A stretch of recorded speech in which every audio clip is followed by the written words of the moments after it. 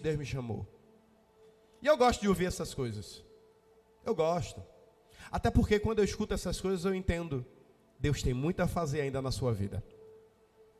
Quem foi que disse que quem escolhe o que tem que ser feito sou eu? Quando você entregou a sua vida a Jesus, você disse o que a Jesus? Eu me entrego. E na mão do Senhor, como porção de barro que nós somos, Ele muda, molda, transforma, Ele faz. E para a honra e glória do Senhor Jesus, para uma porção de barro na mão do Senhor, quem fez? Foi o pastor Leandro? Foi qualquer pastor da igreja? Foi quem? Estenda suas mãos. Pai, aqui está o teu filho, e eu te louvo pela vida dele. A porção que tu derramaste sobre ele hoje, Pai, será uma porção que irá nos levar além de todas as nossas expectativas. Usa-o poderosamente para a honra e glória do teu santo nome. É o que eu te peço, te agradeço, em nome de Jesus. Receba a palavra com palmas essa noite.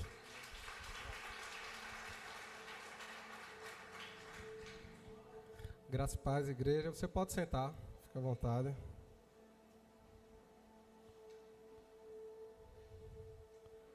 Como o pastor Leandro falou, a gente quando chega na casa de Deus, a gente quer servir ao Senhor com o nosso coração e a gente não quer muitas responsabilidades, porque nós sabemos o preço das responsabilidades. Mas o Senhor, Ele sabe o que é que faz através das mãos de cada um dos que estão aqui. Cada um de vocês que chegaram aqui, Deus tem algo maravilhoso para fazer através da vida de vocês. Algo muito grande. E eu queria compartilhar com vocês a mensagem que o Senhor colocou no meu coração. Vem ardendo há um tempo. E você pode abrir a Bíblia em Romanos, capítulo 1. Enquanto você abre aí a Bíblia, eu vou utilizar a versão NAA, que é a Nova Almeida atualizada.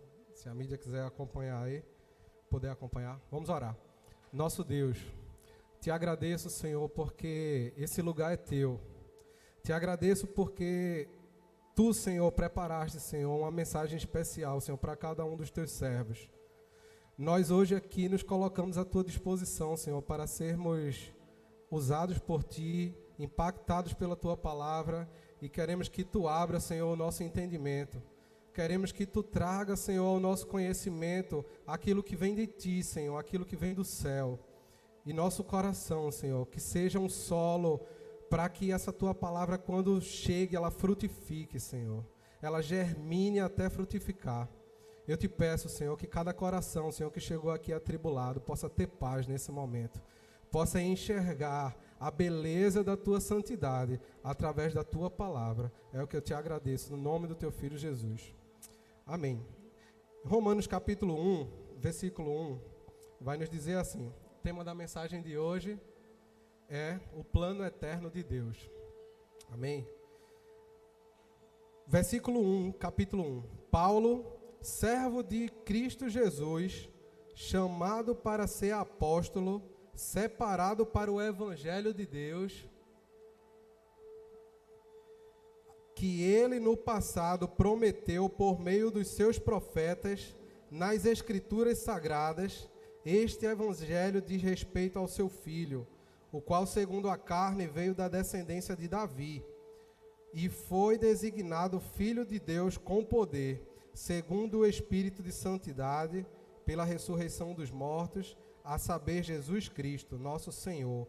Por meio dele viemos a receber graça e apostolado por amor do seu nome, para a obediência da fé entre todos os gentios. Entre estes se encontram também vocês, que foram chamados para pertencerem a Jesus Cristo. A todos os amados de Deus que estão em Roma, chamados para ser santos, que a graça e a paz de Deus, nosso Pai, e do Senhor Jesus estejam com vocês. Amém.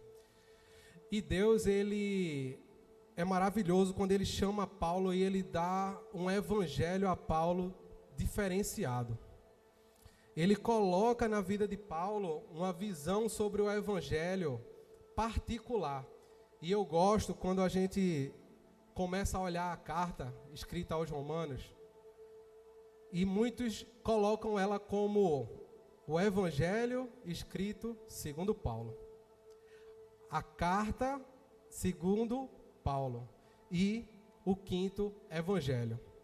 E nós vemos que a carta aos Romanos, ela vai engrandecer o nome do nosso Deus de uma forma muito específica. Deus, ele é revelado nessa carta. Jesus, ele é exposto nessa carta. E o homem e a sua natureza também é exposto da mesma forma. E tudo começou em Israel. Hoje eu tenho observado algumas notícias e essa semana, de forma particular, eu estava olhando o que tem acontecido lá em Israel por esses dias e agora, dia 9, estourou um conflito. Nesse conflito, tiveram 5 dias de intenso lançamento de mísseis ali naquela região. Algumas pessoas mortas. O grupo terrorista e Israel lutando por algumas questões particulares. Mas aí eu comecei a me perguntar, e dessa forma, com essas guerras, com esse conflito, será que Israel seria destruído? Só comecei a pensar. E a palavra já vinha ardendo no meu coração, e quando foi no domingo, quando eu vim para o primeiro culto, o pastor Cássio estava pregando, ele começou a falar sobre serviço, sobre organização, e aí ele falou mais algumas coisas específicas que Deus ele começou a confirmar no meu coração. A gente vai por aí. E a gente hoje vai falar sobre esse plano eterno de Deus, porque nós precisamos saber se nós estamos fazendo parte ou não desse plano. Você precisa saber se você pertence a esse plano ou se você ainda não reconhece que pertence a esse plano. E Paulo ele vai trabalhar muito bem isso a partir do capítulo 9. Vou pedir para você deixar a sua Bíblia aberta aí no capítulo 9. Mas antes eu queria te dar algumas informações. O povo de Israel, ele é chamado a partir de Abraão. É o povo hebreu. É o povo que lá no capítulo 12, há 2000 anos antes de Cristo, ele é chamado. Abraão é chamado para ele ser o pai de nações.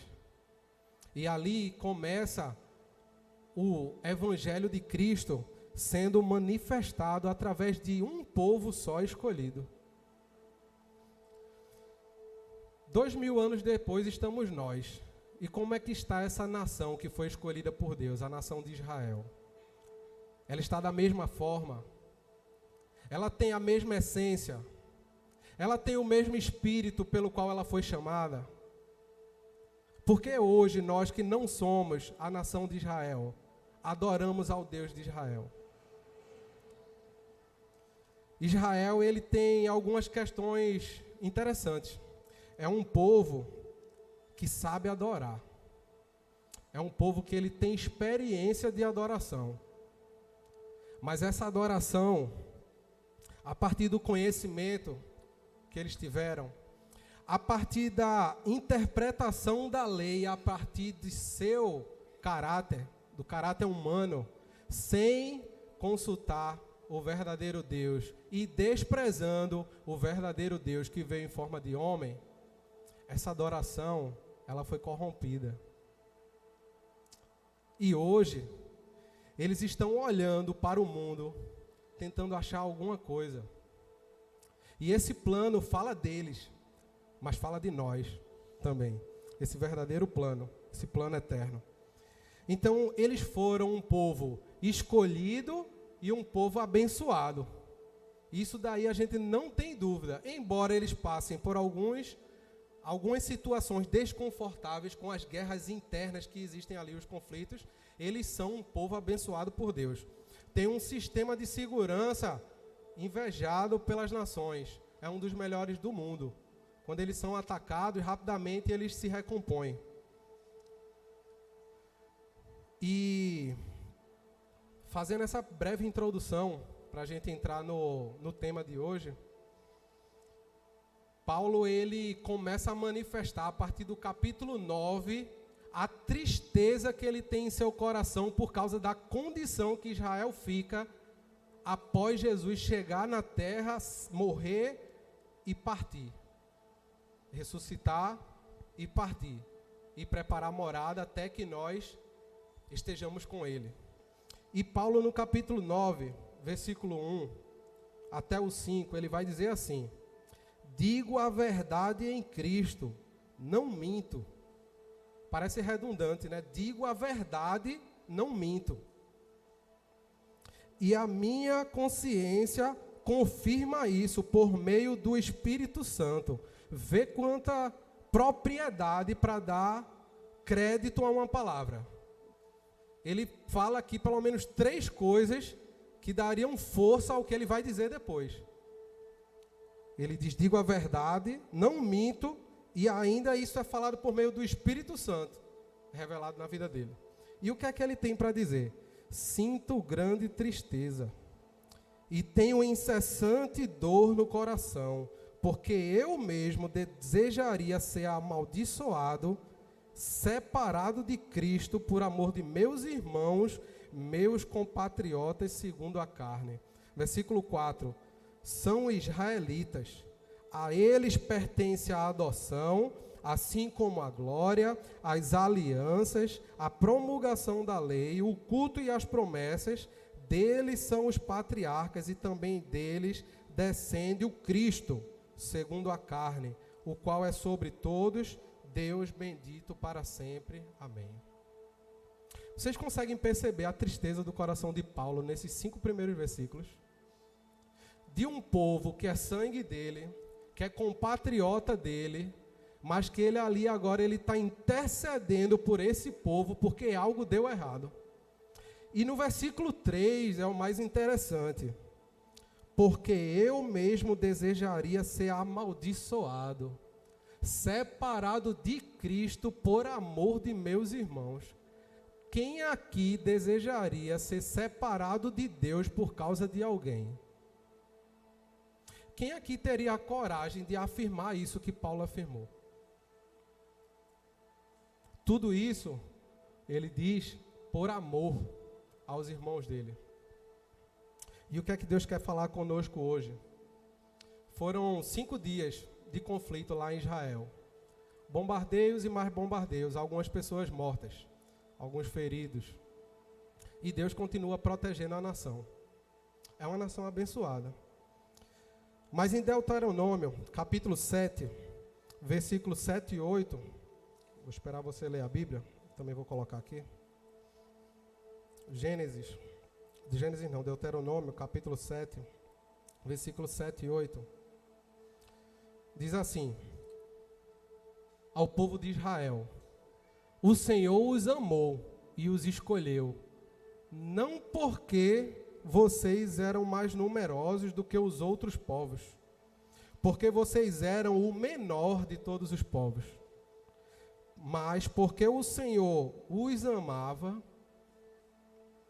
e para cumprir o juramento que tinha feito ao pai de vocês, Abraão, Isaque, Jacó, o Senhor os tirou com mão poderosa e os resgatou da casa da servidão, do poder de Faraó, rei do Egito. Aqui é anunciado que Deus escolhe o povo de Israel para dar início a um plano maravilhoso, e esse plano é um plano eterno. Esse plano que Israel é chamado para participar como modelo, como nação modelo, ele vai repercutir e ele vai ganhar proporções enormes. Esse povo teve experiências maravilhosas com Deus. O Mar Vermelho se abriu, o Rio Jordão abriu, coluna de fogo apareceu na frente deles, veio o alimento do céu. Esse povo viu tudo de maravilhoso, que talvez nenhuma mente humana consiga compreender aqui como foi que tudo isso aconteceu. Mas Deus, ele fez uma aliança com Israel, iniciando um plano eterno. E ele escolheu porque amou. Então, daqui a gente tira uma breve lição. Israel até os tempos de Jesus, foi acompanhado de perto. Deus se manifestou poderosamente, mas chegou um tempo que Deus ele enviou o seu filho, e esse filho foi rejeitado. Jesus foi rejeitado pelo povo de Israel. E o que é que acontece? Esse povo abandona o seu Deus, o leão de Judá, o Deus de Abraão, Isaque e Jacó. Mas Deus abandona eles? De forma nenhuma. Deus, ele não desampara a quem ele escolhe. Deus, ele nunca vai nos desamparar. Nós somos filhos, e quando nós tomamos propriedade de filho, nós tomamos posse dessa promessa também. Deus nunca nos desamparará. Nunca. Coloque isso no seu calendário, coloque isso na sua agenda, coloque isso no seu caderno, coloque isso na sua mente. Deus nunca vai te desamparar. Nunca vai desistir de vocês. Nunca vai te rejeitar, porque ele não rejeitou o povo de Israel, seu povo escolhido para dar continuidade a um plano maravilhoso. E em Gênesis capítulo 12, versículo 3,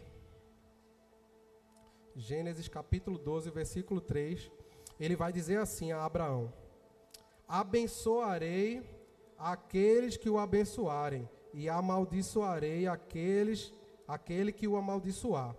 Em vocês serão benditas todas as famílias da terra. Sabe o que é que esse versículo diz? Muitas vezes você pode ter lido isso e passado batido, mas foi aqui onde eu e você entramos nesse plano.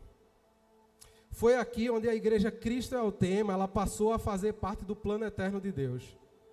Foi aqui onde você foi inserido no curso do que Deus ele tinha preparado de melhor para essa terra, que foi o plano da salvação.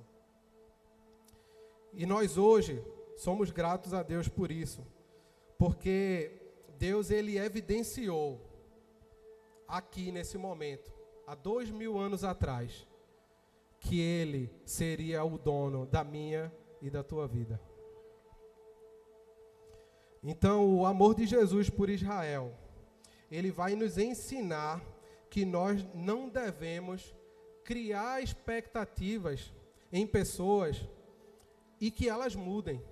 Porque Deus, ele não colocou expectativas na mudança de Israel. Ele deixou Israel seguir o seu curso, e a partir de cada momento que ia passando, Israel ia se transformando, e Deus ia provendo amparo para Israel e para as nações. Para Israel e para as nações. Só que através dessa rejeição de Israel, Deus ele chegou aqui, a mim e a você. Ele chegou no Brasil, ele chegou nos Estados Unidos, ele chegou em Portugal, ele chegou na China, ele chegou no Japão, ele chegou até os confins da terra. Lá em Atos, capítulo 1, versículo 8, é um texto bem conhecido de vocês.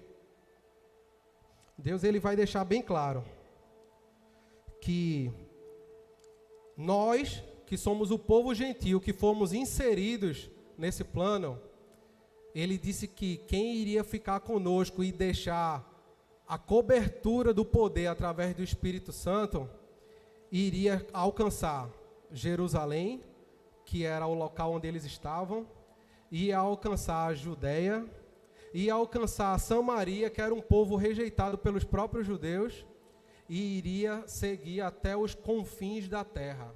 Os confins da terra somos nós. Essa palavra, ela chegou até nós.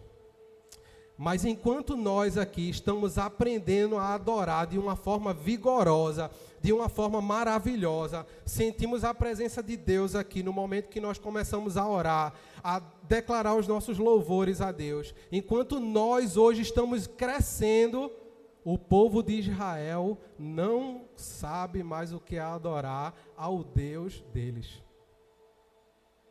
E o que é que nós estamos fazendo?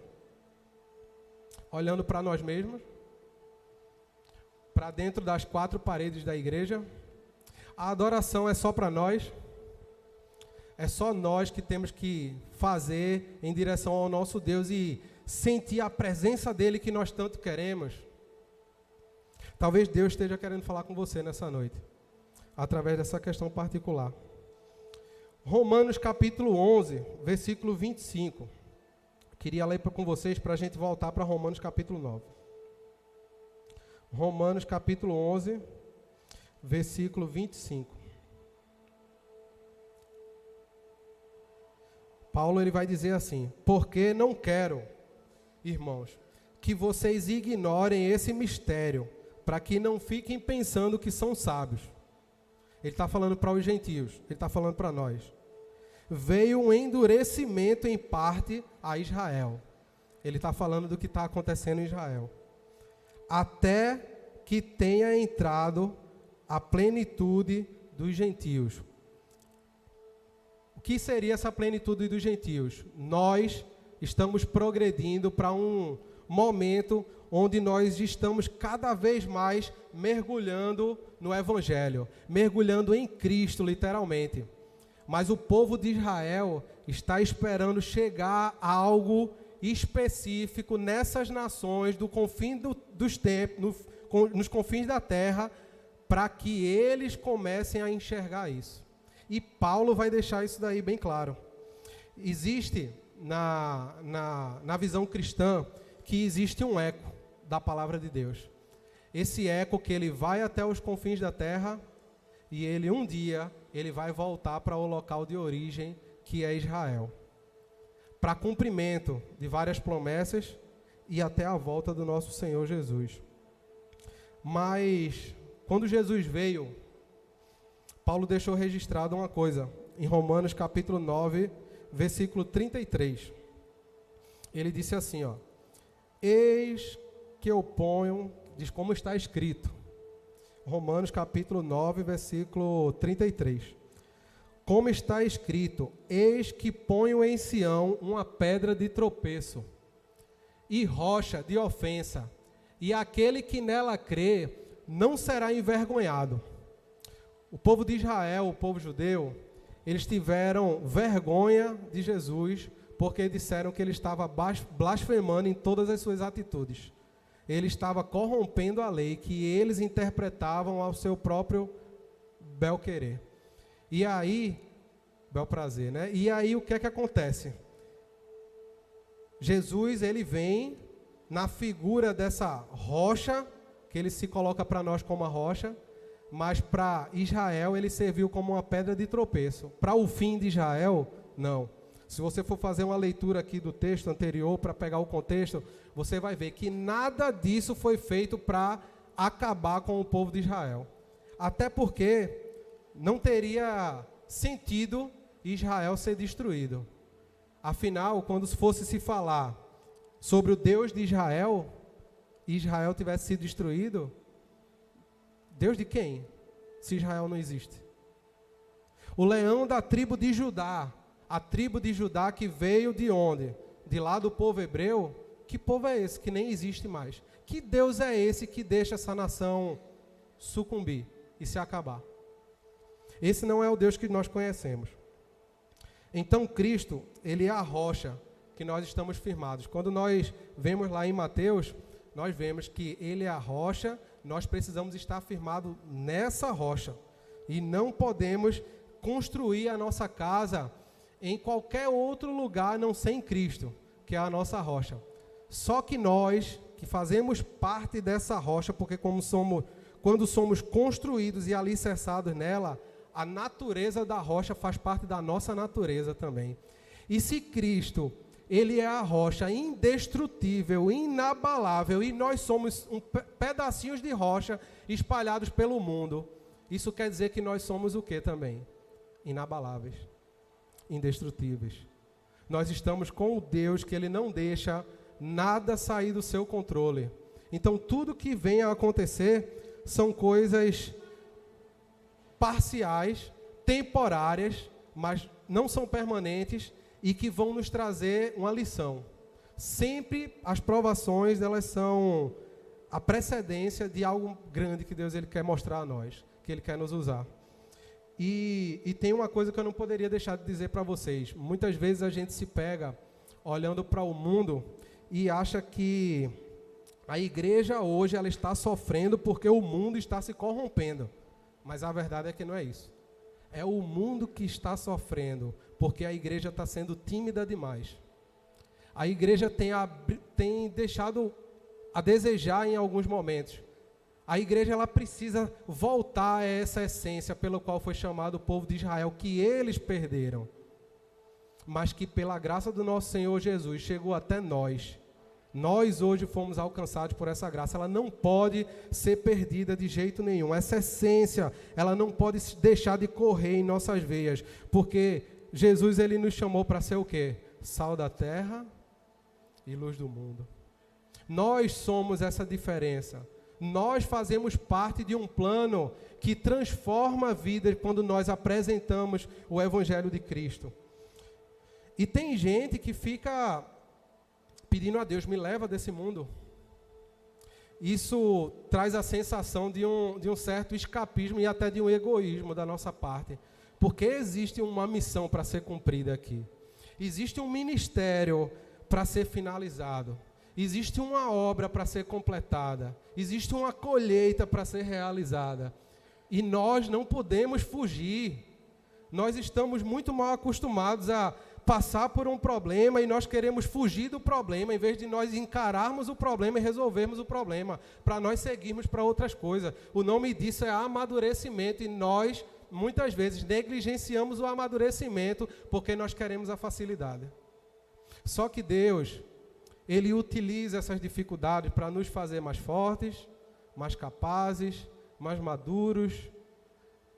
E Deus, Ele se preocupa, sim, com o que nós vamos fazer, aonde nós vamos chegar, como Ele vai poder nos usar. Aqui nós estamos disponíveis para que Ele faça nas nossas vidas, para que Ele nos use. Então Deus, Ele está convocando esse exército de servos. Ele está chamando filhos e filhas para não seguir nessa timidez, para seguir com autoridade, levando esse evangelho. Precisamos de muita preparação. Precisamos de muito envolvimento no corpo de Cristo.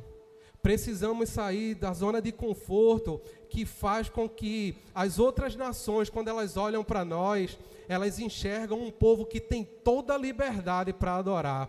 Tem a Bíblia para ler livremente, tem um templo para adorar, levantando as mãos, se abraçando, declarando bênção sobre a vida das pessoas, mas nós não utilizamos essa liberdade para fazer o evangelho de Cristo decolar.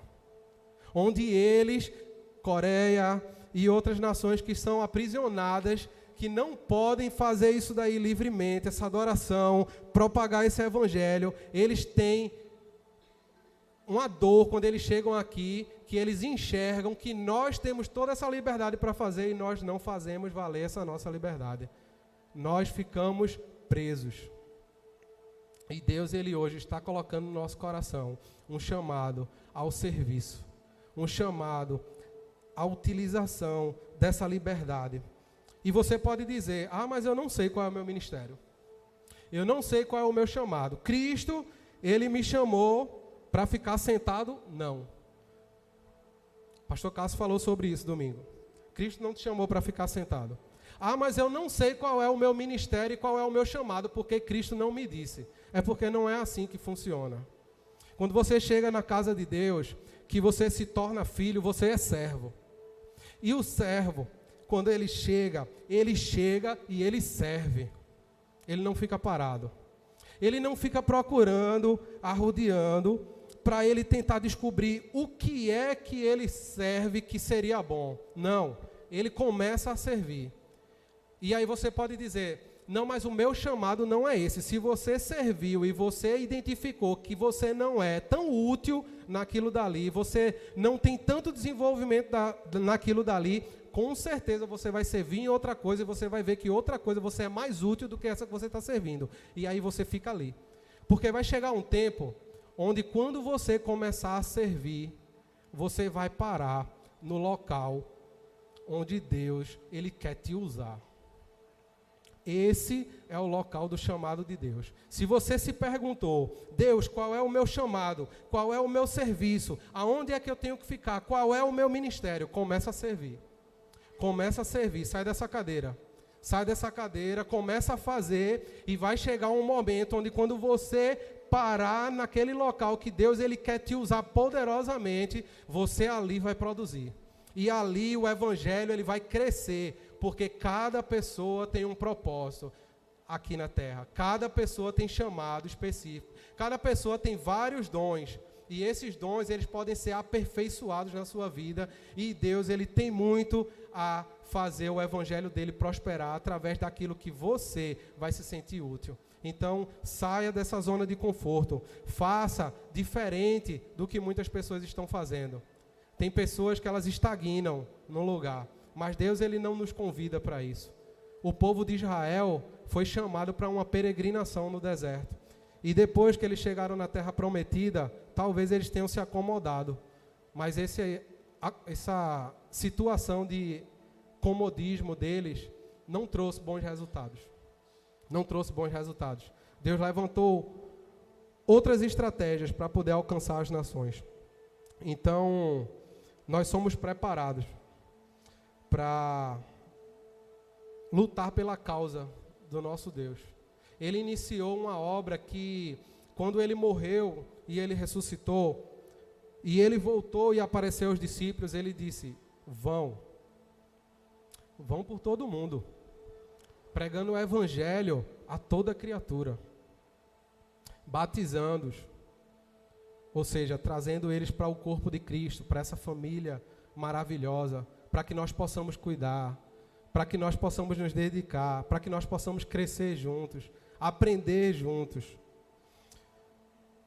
E aí nós estaremos cumprindo esse ide de Deus. Então nós não podemos também deixar de lembrar dessas raízes, essas raízes que estão lá no povo de Israel. O que é que nós hoje podemos fazer por eles? Orar? Vamos continuar orando. Tenho certeza que você, depois de hoje, vai pensar um pouco em Israel e vai orar por eles. Eles estão precisando da nossa ajuda, eles estão precisando do nosso clamor. A nossa missão não é só Brasil, a nossa missão é mundo, é todo o planeta. E nós hoje estamos sendo confrontados porque Paulo revela uma coisa que nem todas as pessoas conseguiram entender. E está na Bíblia, no capítulo 11 de Romanos,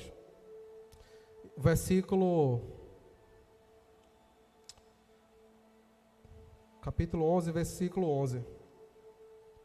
Nós vamos ler até o versículo 14.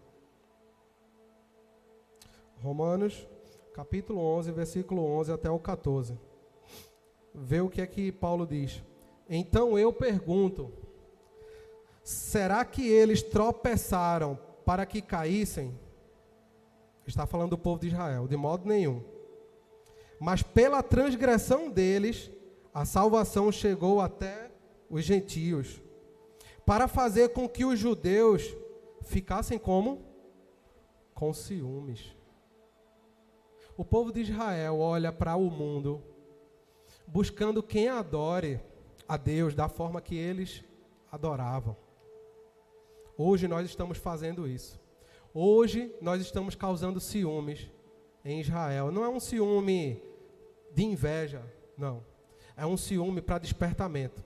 Porque Israel precisará, na vinda do Senhor, desse despertamento. E nós estamos fazendo esse caminho de volta. O Evangelho saiu de Israel para o mundo, para os confins da terra. E a palavra de Deus e a adoração está voltando dos confins da terra até Israel. E nós já começamos a perceber isso. A pergunta é, como é que nós nos posicionamos frente a isso? E continuando a leitura, no versículo 12, ele diz, ora, se a transgressão deles resultou em riqueza para o mundo, e a diminuição deles resultou em riqueza para os gentios, quanto mais a plenitude deles, Versículo 13. Dirijo-me a vocês que são gentios. Isso é Paulo afirmando. Visto que eu sou apóstolo dos gentios, glorifico o meu ministério. Versículo 14. Para ver se de algum modo posso fazer com que os do meu povo fiquem com ciúmes e alguns deles aconteçam o quê? Se salvem. Vocês conseguem entender aqui que o sacrifício de Paulo, levando o evangelho aos gentios, tinha o cunho de resgatar o povo dele, o povo de Israel, que ele sabia que ele não conseguiria resgatar? Sabe o que foi que Paulo estava dizendo aqui? Paulo estava dizendo, eu vou ganhar o mundo, eu vou ganhar as nações, porque quando eu não puder mais, as nações vão ganhar o meu povo, que é o povo de Israel. E assim, nós entramos nesse plano eterno de Deus. Hoje, Israel é uma nação que depende de nós, não para fins materiais, mas para cumprimento da promessa de Deus. Ele depende do mundo. Israel foi onde tudo começou. E vamos terminar esse plano juntos.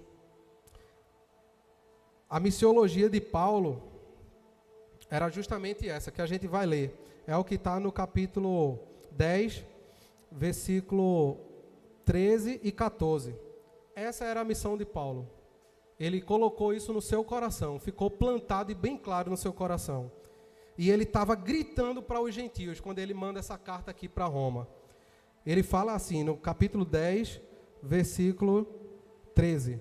Porque todo aquele que invocar o nome do Senhor será salvo. Isso é um apelo para os gentios. E ele diz, como porém, no versículo 14, como porém invocarão aquele em quem não creram? Os judeus, até hoje, muitos deles não creem que Jesus é o Salvador, que Jesus é o Messias prometido. E como crerão naquele de quem nada ouviram, porque eles não conseguem ouvir, os ouvidos deles estão fechados, os olhos estão fechados, eles não conseguem enxergar ao que nós já enxergamos. E como ouvirão se não há quem pregue entre eles? Então Paulo faz esse apelo, mas ele faz esse apelo confiante de que o plano de Deus é tão maravilhoso e ele faz parte desse plano, que ele disse que ele morreria e perderia a salvação dele, seria separado de Deus por amor a esses irmãos dele. Foi o que nós lemos lá no capítulo 9, versículo 3. Sabe quem foi que fez algo parecido?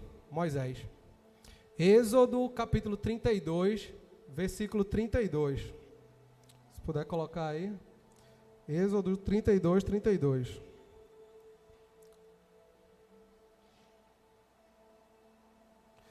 Que Deus ele diz assim: agora, pois, perdoa-lhe o pecado, ou se não, peço que me risque do livro que escreveste. Quem fala isso é Moisés. O povo tinha acabado de adorar um bezerro de ouro. E Deus ele queria acabar com o povo ali naquela hora. Só que Moisés disse, olha, perdoa os pecados dele. Peço que tu perdoes, senão tira o meu nome desse livro, do livro que tu escreveste. Moisés estava tendo a mesma reação de Paulo.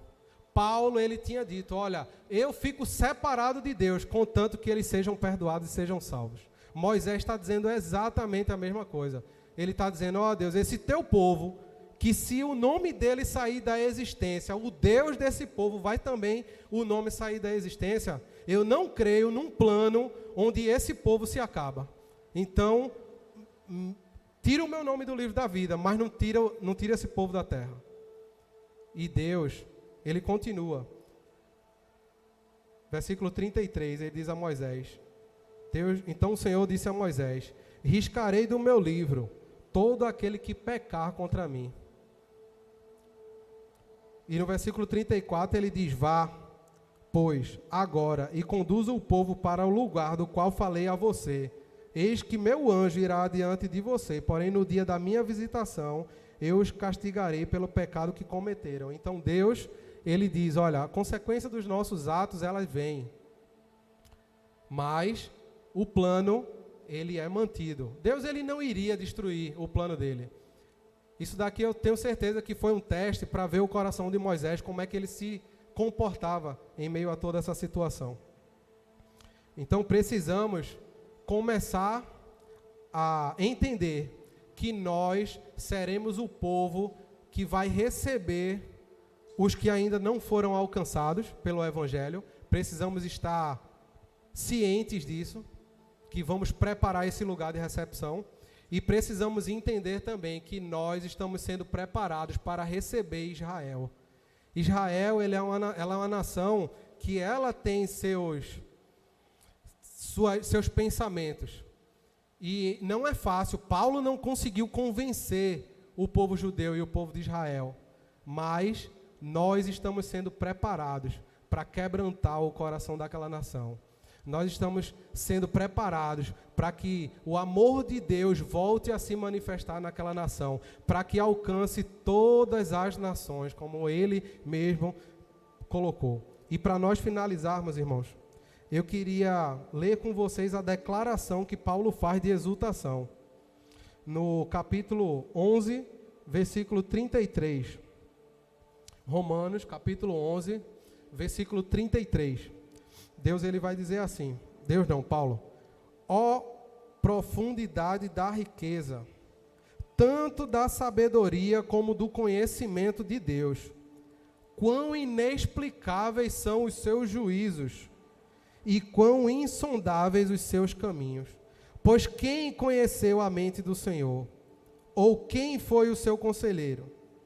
Ou quem primeiro deu alguma coisa a Deus, para que isso lhe seja restituído?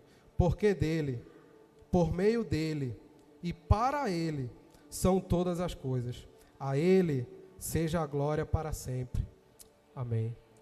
Paulo, ele nos primeiros 8 capítulos, ele mostra o quanto Deus é misericordioso, como a graça dele nos alcançou a todo pecador, trouxe paz ao coração daquele que estava perdido, mas foi resgatado pelo Evangelho de Cristo.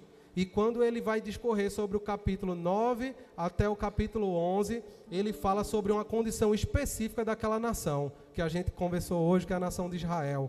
Mas depois ele finaliza dizendo que esse é o plano de Deus. Esse é o plano eterno de Deus, o qual ele criou para resgatar todos os povos, todas as nações, elas serão alcançadas. Amém? Você crê que você faz parte desse plano eterno? Você não pode sair daqui dessa noite reconhecendo que você entrou nesse plano e você é um agente de transformação dentro desse plano. Deus, ele quer te usar poderosamente.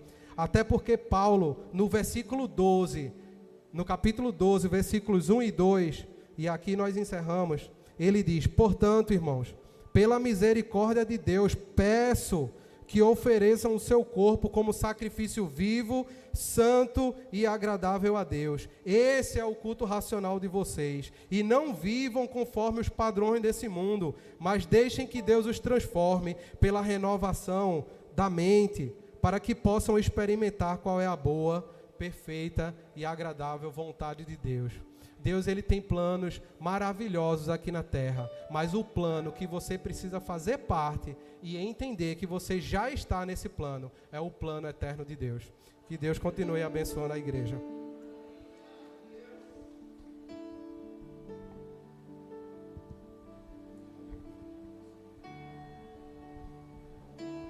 Todos de pé. És fiel em todo tempo. A luz, pastor. Em todo tempo tu estás.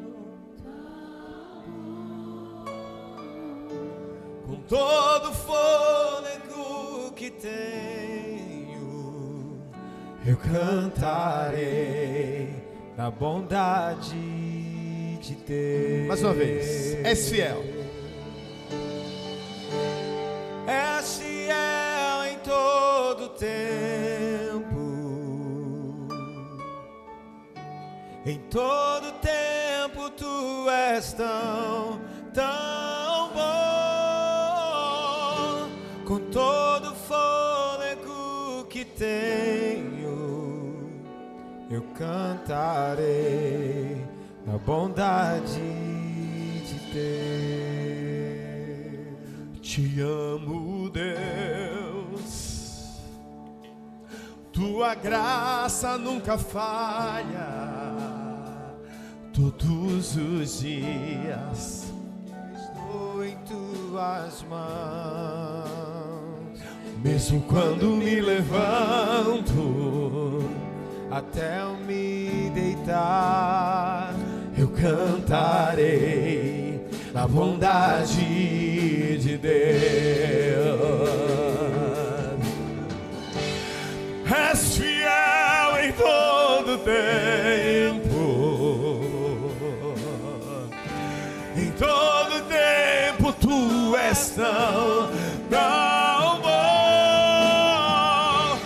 com todo fôlego que tenho, Eu cantarei a bondade de Deus.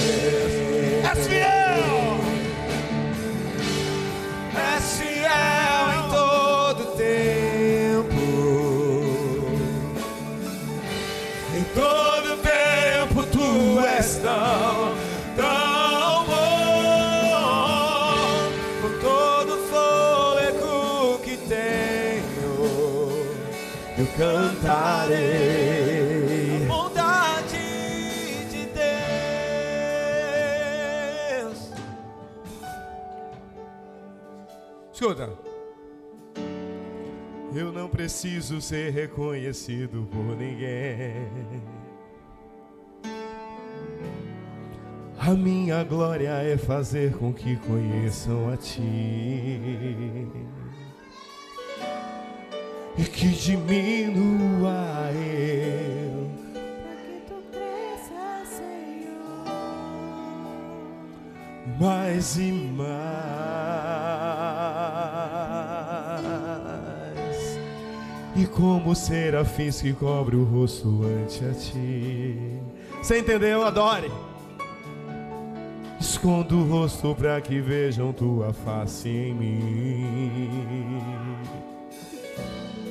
e que diminua eu, para que Tu cresças, Senhor, mais e mais.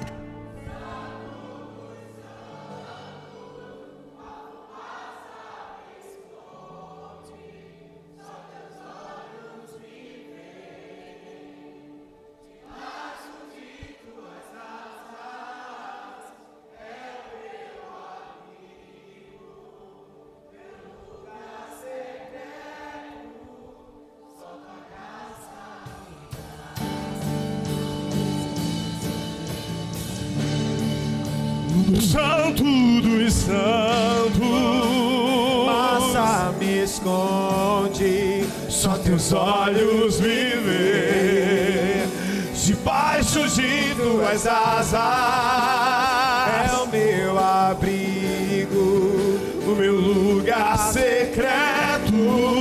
só tua graça me basta, em tua presença é o meu prazer. Tua presença é o meu prazer. Tua presença. Tua presença é o meu prazer. Tua presença.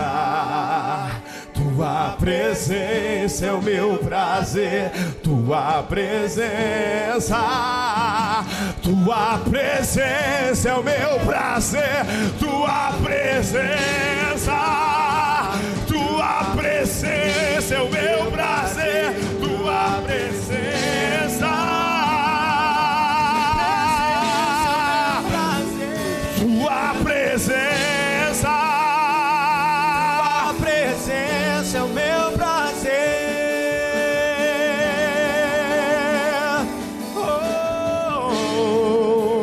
Santo dos santos,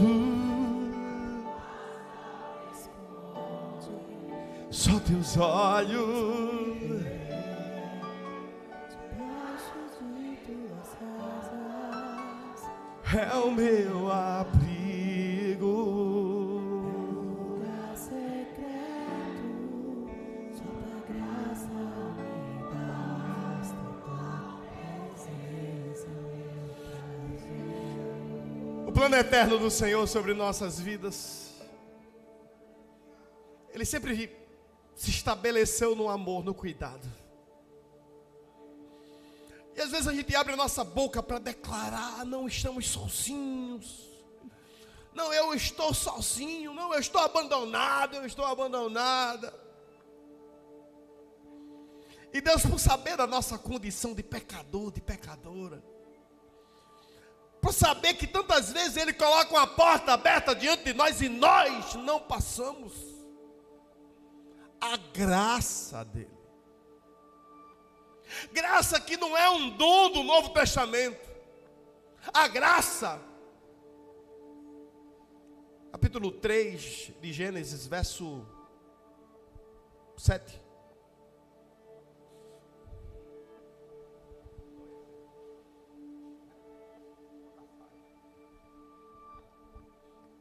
Então os olhos de ambos se abriram e perceberam que estava o quê? Costuraram folhas de figueira e fizeram cintas para si. Quem fez isso? Você sabe? Adão e Eva. Deixa aí. Quando eles pecaram, transgrediram, se afastaram, erraram, desobedeceram, a primeira coisa que eles tiveram foi vergonha. E essa vergonha fez com que eles cobrissem a sua nudez. Antes eles não estavam nus. Não, eles não estavam expostos. Eles estavam diante do Pai. Só que quando o pecado chega, quando a transgressão acontece, quando a desobediência é concretizada, imediatamente nós colocamos uma barreira entre nós e nosso Pai. Quem aqui, o pai deu banho? Quem tem vergonha disso? A mãe deu banho. Quem tem vergonha disso? Sabe por que você não tem vergonha disso? Porque não havia barreira. Você estava diante do seu pai, da sua mãe. Mas na hora que o pecado, a transgressão chega, a barreira é feita, a barreira é construída, essa barreira é alta. Então o que é que o homem e a mulher faz? Constroem roupas, pegam folhas, costuram. Como eles fizeram isso? Não sei. Uma unção de alfaiate entrou neles. De artesão, né? Quantas pessoas morreram para que essa roupa fosse feita? Hã? Nenhuma, foram folhas. E todo mundo sabe que se você tira algumas folhas de uma árvore, a árvore não morre. São folhas. Folhas caem, inclusive, sim ou não? Verso 21. 3 vezes 7, 21. Segundo minha mãe. Tem 21 aí no Gênesis? Espero que tenha. Ah, tem. A cabeça está boa. Que tipo de roupa Adão e Eva fez? Hã? Folhas. Costura. Aí chega o pai. Vocês erraram, foi? E por que vocês, ao errar, se esconderam de mim? Declara sobre quem está do teu lado. Deus conhece teu erro. Só que se afastando dele, o teu erro prevalece. Hoje é um dia que a barreira é quebrada e você volta para o Pai.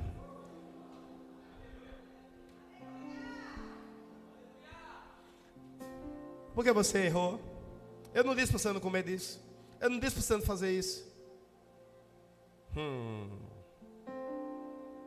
Mas eu amo vocês.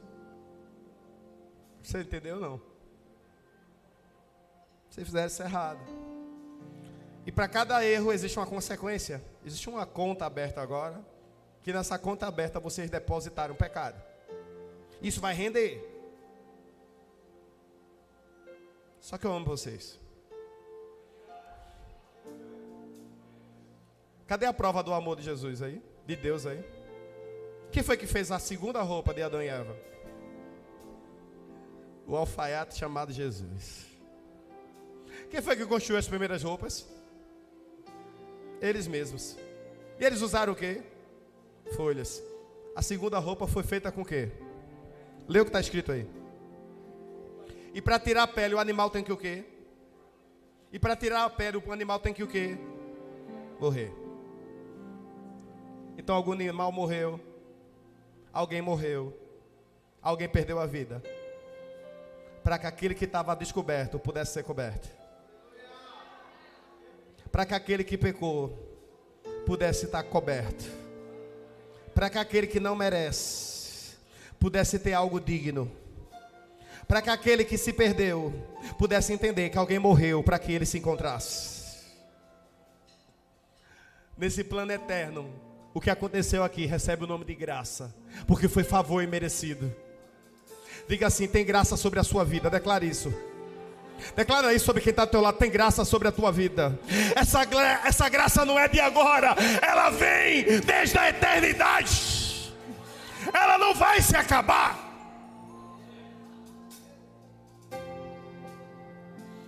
Roupa é feita para cobrir quantas pessoas? Uma. Roupa é feita para cobrir quantas pessoas, pastor Cássio? Uma. A Daive cobria quantas pessoas? Uma pessoa. Agora, lógico, cada pessoa que comprasse uma peça seria coberta, sim ou não? É isso mesmo, Jesus, é. Atos capítulo 18, verso 3. Tua presença, Jesus, que seja isso. Tua presença é o meu prazer. Tua presença. É, Jesus. Roupa é feita para cobrir quantas pessoas? Peraí. Roupa é feita para cobrir quantas pessoas? Procura no Novo Testamento. Qual o tipo de roupa que o Senhor vai te dar? Vê se é de pele. Jesus disse assim: eis que vou preparar uma roupa. Vou preparar o quê?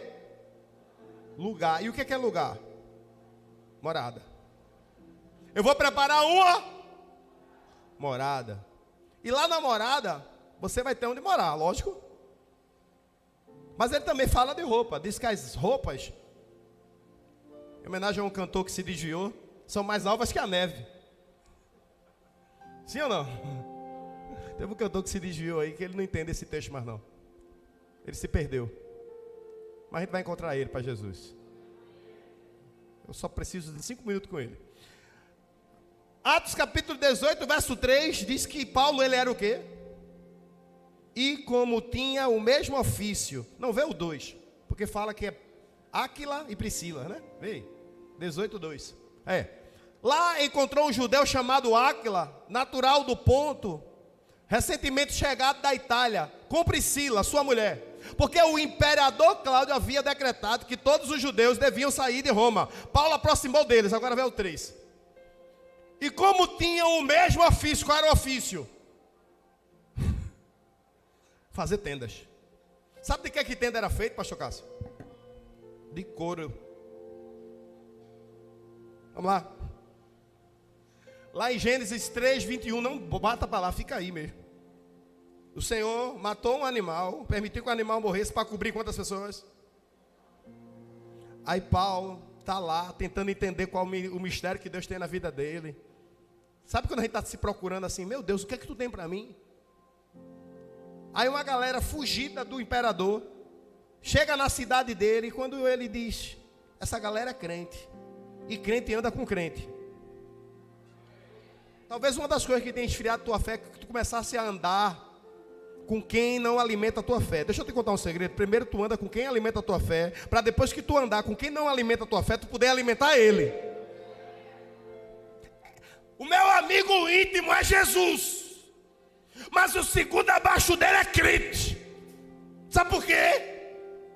Porque ele me alimenta e eu alimento ele. Aí o terceiro não é não, eu ajudo ele. Porque nós somos sal da terra e luz do mundo. Paulo foi na casa de 2 crentes, chegou lá e disse: vocês trabalham com o quê? Aí Áquila, que é homem, esse nome Áquila é masculino. Se eu faço tenda. Aí olhou para a Priscila: aí tu faz o quê? Ela: tenda. Se eu também. E para fazer tenda tem que morrer um animal. E conversa de crente vai se conectando as coisas, né? Isso é interessante. Deus matou um animal para cobrir Adão e Eva. Entenda, mora quantas pessoas? É uma, é? Até pode ser. Mas normalmente mora uma família, assim ou não? Aí Paulo olhou para Áquila e disse: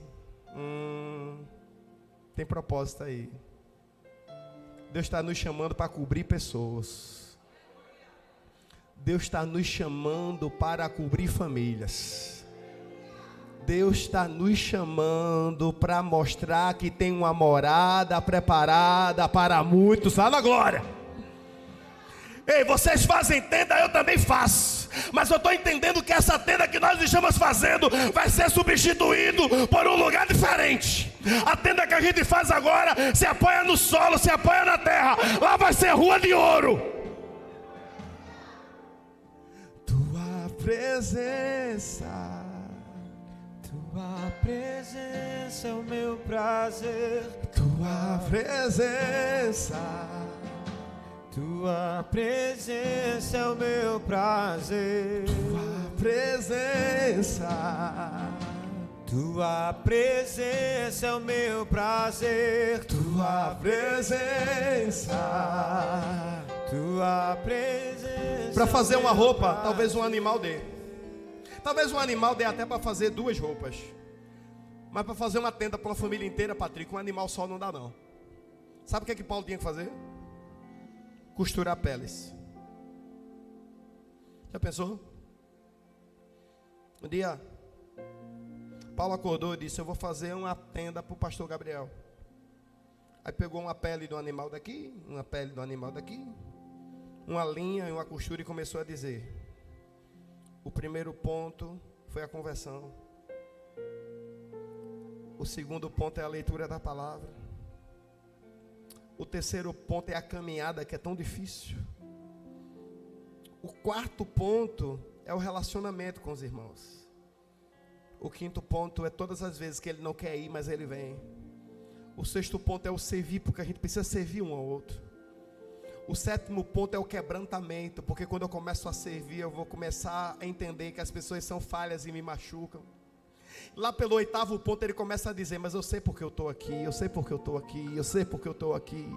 Quando eu terminar essa tenda vai ter alguém coberto. Quando eu terminar essa tenda aqui vai ter uma família coberta. Quando eu terminar essa tenda aqui, quem está ali debaixo não vai receber chuva. Quem está ali debaixo não vai receber o sol. Quem está ali debaixo, quando o tempo mudar, ele está protegido. Ei Jesus, tu disseste que a gente ia fazer coisas maiores, e tu cobrisse algumas pessoas. Eu quero cobrir famílias. Tua presença é o meu prazer. Tua presença É o meu prazer. Tua presença.